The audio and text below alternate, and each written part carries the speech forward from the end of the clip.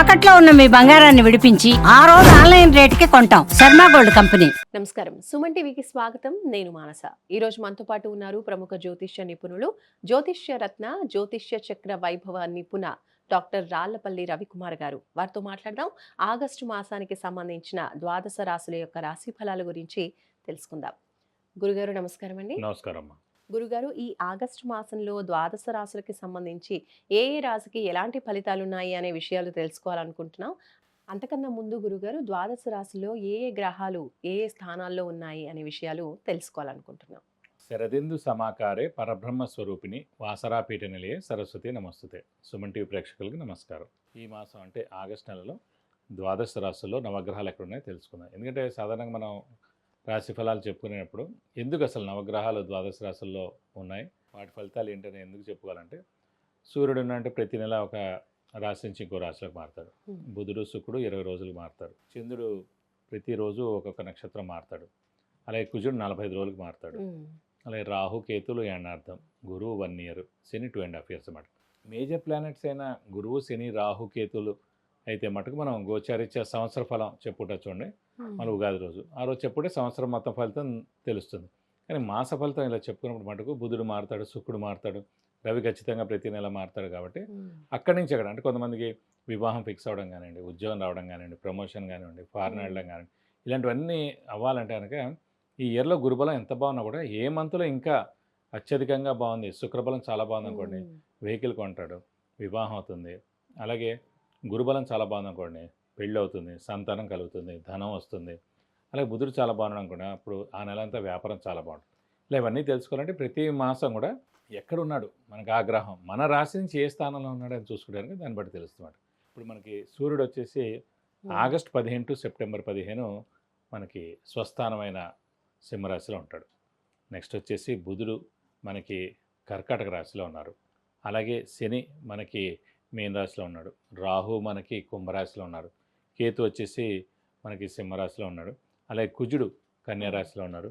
అలాగే గురు శుక్రులు ఇద్దరు కూడా మనకి మిథున రాశిలో ఉన్నారు. మొన్నటిదాకా కుజుడు కేతు కలిసి ఉన్నారండి.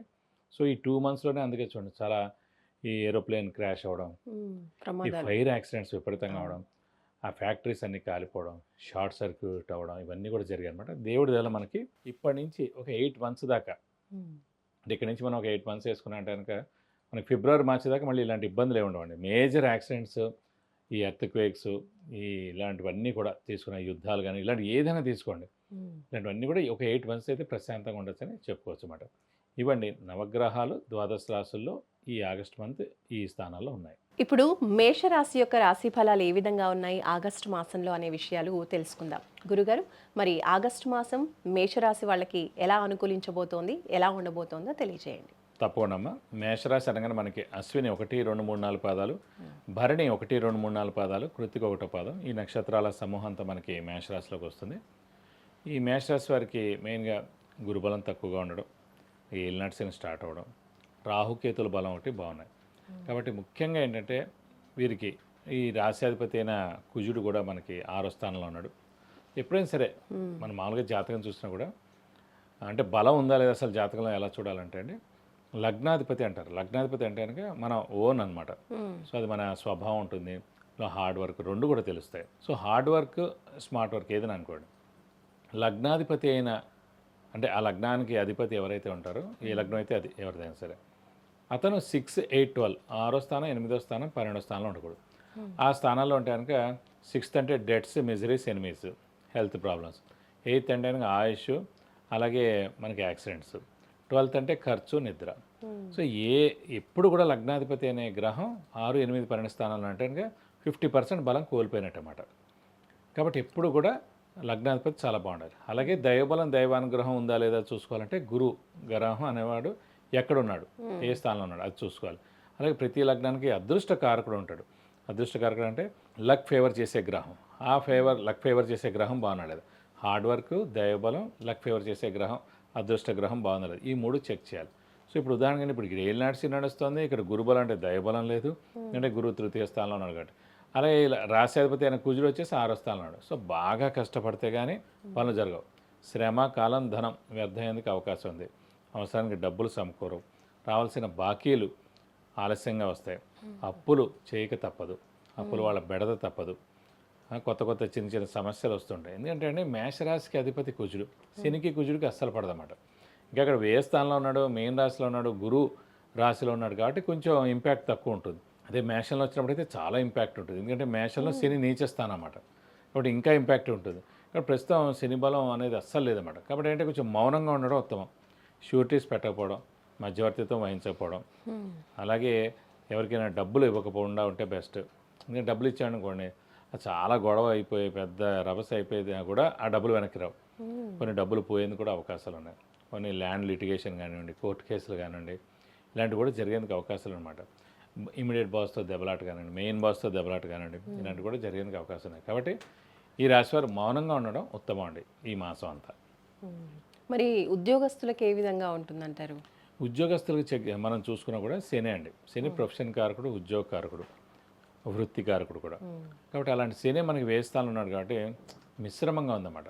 అంటే వారికి ఏంటంటే అంత పెద్ద మన్నన ఉండదు, పెద్ద శాలరీ హైక్ ఉండదు, పెద్ద పేరు ఉండదు, ఏదో చేస్తున్నాడులే అన్నట్టు. అంటే ఇన్నాళ్ళు మనం ఎంత బాగా పని చేసినా కూడా మిశ్రమ ఫలితంగా ఉంటుంది అన్నమాట ఉద్యోగస్తులకు మటుకు. ఎందుకంటే ఆ ఉద్యోగ ప్లేస్లో కానీ, కొలీగ్స్ ద్వారా కానీ, అంటే బాస్ ద్వారా కానీ కొంచెం మనం అంటే కొంచెం తక్కువ ఇది అనేది మటుకు ప్రస్తుతం ఖచ్చితంగా. మరి వ్యాపారస్తులకు ఎలా ఉంటుందండి? వ్యాపారస్తులకు మనం చెక్ చేసినప్పుడు ముఖ్యంగా ఏంటంటే గురువు చూడాలండి. అంటే మామూలుగా వాళ్ళ జాతకం చాలా బాగుంది అనుకోండి, ఈ ఏడాది మిశ్రమంగా ఉందనుకోండి, పర్వాలేదు అన్నమాట. వాళ్ళకి జాతకం మిశ్రమంగా ఉన్నా లేకపోతే జాతకం అస్సలు బాగాలేకపోయినా ఆ వ్యాపారస్తులు ఎవరైతే ఉన్నారో ఇప్పుడు ఈ మేషరాశి వారు ఈ సంవత్సరం కొంచెం గడ్డు కాలం అనే చెప్పాలి. ఎందుకంటే గురుబలం లేదు, శని వ్యయస్థానంలో ఉన్నాడు. శని వ్యయస్థానంలో ఉన్నాడంటే మనకి ఖర్చు విపరీతంగా ఉంటుంది, నిద్ర తక్కువగా ఉంటుంది. నిద్ర తక్కువ అంటేనే ఈ ఖర్చులు ఎక్కువైపోయి స్ట్రెస్, స్ట్రెయిన్, మానసిక ఆందోళన ఎక్కువైపోయి మనకి నిద్ర తక్కువగా పడ్డామాట. బట్ ఈ టైంలో వాళ్ళు వ్యాపారస్తులు ఎక్స్పాన్షన్కి వెళ్ళకపోవడం, కొత్త వ్యాపారాలు ఏమైనా మొదలు పెట్టారు? అదే అండి, కొత్త వ్యాపారం స్టార్ట్ చేయకూడదు, ఎక్స్పాన్షన్కి వెళ్ళకూడదు, క్రెడిట్స్ ఎక్కువ ఇవ్వకూడదు, అలా అప్పుల వాళ్ళు బెడద కూడా తప్పదు, ఎక్కువగా అప్పులు కూడా అవుతుండేవాడు. కాబట్టి మౌనంగా ఉండి మామూలుగా నడిపిస్తే సరిపోతుంది ఈ సంవత్సర కాలం. మరి టైం అస్సలు బాగోలేదు అంటున్నారు మేషరాశి వాళ్ళకి. మరి ఆగస్టు మాసంలో వాళ్ళు ఏమైనా పరిహారాలు పాటించుకుంటే కొంచెం అనుకూలంగా ఉండే అవకాశాలు ఉన్నాయంటారా? అంటే వీళ్ళకి మెయిన్గా గురుబలమే తక్కువగా ఉంది కాబట్టి ఖచ్చితంగా ప్రతి గురువారం ఉపవాసం ఉండడం, దక్షిణామూర్తి అష్టోత్తరం, అలాగే మనకి దత్తాత్రేయ స్వామి అష్టోత్తరం ప్రతిరోజు చదువుకుంటే మంచిది. అలాగే వీలైతే ప్రతి గురువారం దత్తాత్రేయ స్వామి టెంపుల్కి వెళ్ళి 40 ప్రదక్షిణాలు చేస్తే చాలా మంచిది. దత్తపీఠాలు ఎక్కడ చాలా ఉన్నాయి కాబట్టి మొత్తం ఇండియాలో ఎక్కడో ఒకటికి ఒక గురువారం రోజున వెళ్ళి అక్కడ గట్టిగా అభిషేకం కానివ్వండి, అర్చన కానివ్వండి, మనకి తోచింది ఏదైనా మనం చేస్తే కనుక చాలా బాగుంటుంది. లేదంటే ఇంకా మంచిది ఏంటంటే గురువారం 16,000 సార్లు జపం చేయించి శనగపప్పు కేజీంపో, ఒక ఎల్లో లుంగి, 1000 రూపాయల వర్త్ గోల్డ్ ఐటమ్ దాని ఇస్తే కనుక దోషం పోతుంది. ఇంకా తక్కువలో తక్కువ అంటే కనుక వీలైతే ఒక 4 గురువారాలు కేజీంపో శనగపప్పు ఒక బ్రాహ్మడికి దానం ఇస్తే మంచిది. దాంతోపాటు ఒక 100 రూపాయలు పెట్టి దానం ఇస్తే కనుక దోషం మొత్తం పోతుందండి.